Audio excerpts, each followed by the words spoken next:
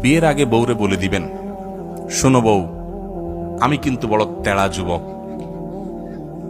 আমি কিন্তু 2 নম্বর পথে কামাই করব না।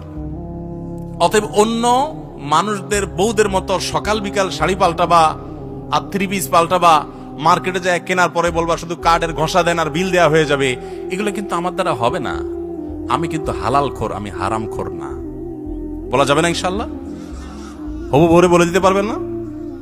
বেশিরভাগ ক্ষেত্রে দেখবেন ওই মেয়ে বলবে, আব্বু না, সমস্যা আছে ছেলের, কারণ তার দরকার কি? একটা চোর।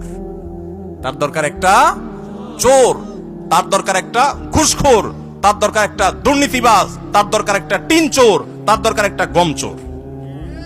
সে সৎ মানুষ পছন্দ, আপনি সাথে সাথে সেজদা পড়ে যাবেন, যাক একটা চোর প্রিয় মানুষ থেকে আল্লাহ আমাকে মুক্তি দিছে। একটা সৎ মানুষ খুঁজবেন, চেষ্টা করা যাবে না ইনশাআল্লাহ?